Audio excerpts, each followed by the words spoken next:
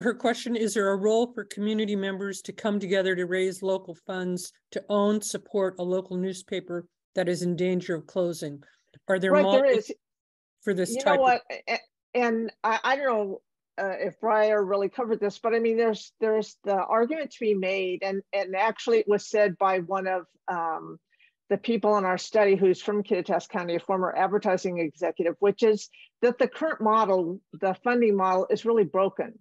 And so, and there's not only that, also to consider is the fact that people are just consuming news and information in a much different way. And so that there really does have to be some more innovative thought given to, I mean, the idea that newspapers in their current form will still be around 10 years from now, really doubtful. It's going to kind of be like VHS tapes or something is what I'm kind of thinking. And maybe I'm wrong, but that's kind of what I think. or maybe so beta. That's what, yeah, right. Yeah. I mean, so the whole format, the whole way that we receive news, but then again, we always go back to local news. How is it that we can continue to provide local news to people, which, I mean, we're always going to have national and regional news, but you know, that's the question. Is it possible if you can get the younger kids to keep on taking journalism classes or whatever, and to really understand what it is to be a journalist, you know, maybe it will happen digitally. I don't know. There was another question. Someone was asking for, I think, a further elaboration about the loss of advertising and its impact on the closing. Susan Brown, did you want to elaborate a little more on that? Yes, well, not so much. I mean, I know that with social media, that's a lot easier for a lot of advertisers and they reach more people. And so I'm wondering how much of the loss of advertising has affected the ability of the newspaper to stay open. We have a small local newspaper. There's some advertising in there, but not as much as there used to be. And it looks like it's a local paper, but there's not a lot of local news in it. And I think that's why a lot of people in the Scattered Valley have just stopped getting the paper. We subscribe to 3 papers, 2 local, and then the Seattle Times, just because we feel the value of the paper is so important, but that doesn't mean we're happy with our local paper at all. So I was just curious on the advertising issue. It's about 100% of the problem. And there's a lot of disruption that's happened in advertising. You know, you go back to Craigslist emerged and there went classified advertising. The department stores, you know, a lot of consolidation and closures of department store chains, you know, bankruptcies of national chains that used to fill the paper on Sunday with inserts. They consolidate. You know, we still have Bartell's, thankfully, but who knows how long CVS that acquired Bartell's will continue to advertise locally. So that, you know, local merchants still advertise, and we still think the newspaper is a really valuable way to reach people. You know, you can have a long conversation about whether it's more effective to do advertising on Facebook and targeted advertising. I think those things are changing though. Facebook's having to, you know, reconsider some of its models as people get more concerned about privacy and tracking and things like that. So the whole field is a little bit in play, but we've lost. Newspapers used to have such strong advertising positions that it subsidized the cost of delivering. It covered the cost of, you know, robust news coverage. Now we do not have robust news coverage, and newspapers all over the place are having to cut back on how far they distribute the newspaper. How many are cutting back on the frequency of days they publish. Some are dropping print altogether because advertising no longer offsets the higher cost of printing and distributing printed newspapers. I hope it continues. I mean, I don't know. I hear you, Delores. You're probably right. I like to look at books though. I mean, Kindle came out, you know, whatever, 15 years ago, 10 years ago, and we still have printed books. I hope that there's still people that prefer the printed product, because I do think that once it becomes digital only, you kind of lose its gravitas and everything else. I mean, look at the PI. Who reads the Seattle PI nowadays? It's pretty much, it's gone. even though it's just once it went digital only.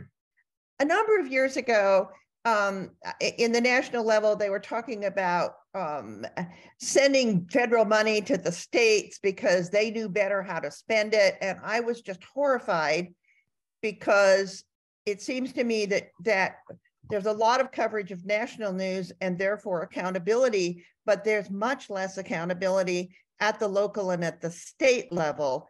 I have a terrible time finding state news. I mean, I suppose I should subscribe to the Seattle Times, but I moved from Illinois 20 years ago. I know more about what's going on in Illinois than I do what's going on in Olympia, because it's covered by the national news.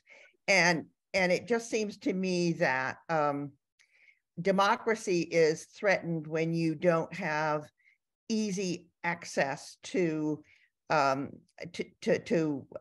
coverage of what legislators are doing at the various levels. So that it's not a question exactly, it's just a comment that when they started talking about sending money down to the states and to the local government because they knew how to spend it, I was like, because as I say, I still know more about what's going on in Chicago than I do Olympia.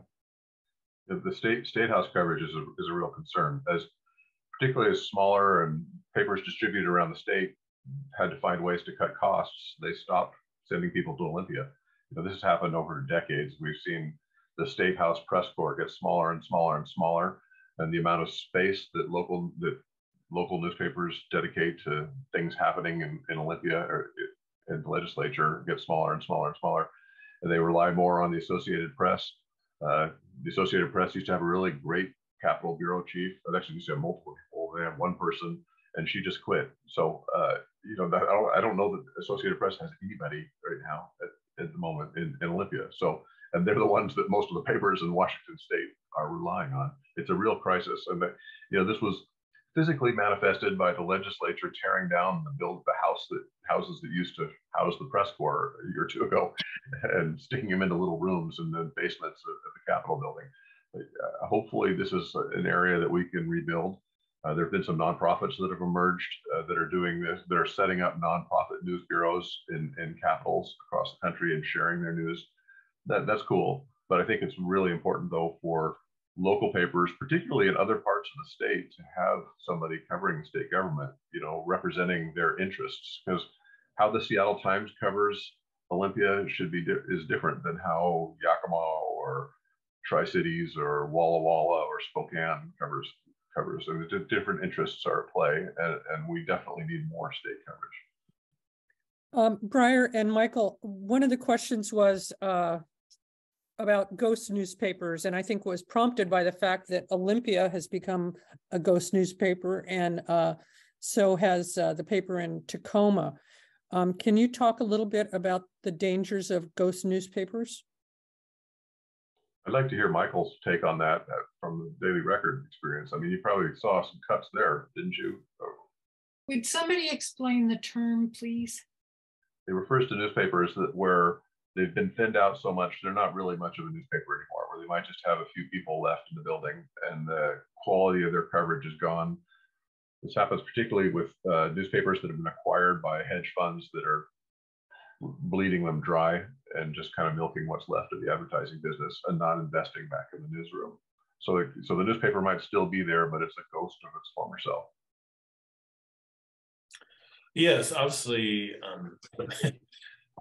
the Daily Record's owned by a large corporation, Adams. They're all over the world, all over the nation, and they keep on buying papers, right? But they aren't investing in the papers they own. So like our staff or before I left, one of the reasons I ended up leaving is this reduction in staff and the difficulty of putting a paper out with, when I left, I had one reporter. And that's very difficult to do we're 4 days a week, print, 3 days online. So that's very difficult to do. I know I'm not as familiar with like the larger corporation it goes, but like the Olympia and the TNT, what's happened there. But as far as like the smaller papers go, there's definitely been a reduction in staffing. So that makes it very, very challenging to do your job and just put out a paper that people want to read, you know. So yeah, no, it's definitely an issue. Papers surviving with lower staffing levels. It's not really a paper. It's not what people expect in their paper. So that's definitely a challenge. I don't know the answer to how you change that when you're owned by somebody who's, you know, much more diverse and larger than just, you know, Ellensburg, or is kind of like a small piece. And there's a lot of papers all over the nation that are just like small pieces of large corporations that, you know, we don't really have a lot of control over what happens to us in that regard. But yeah, so no, definitely, it's scary, yeah, for a newspaper professional, for sure.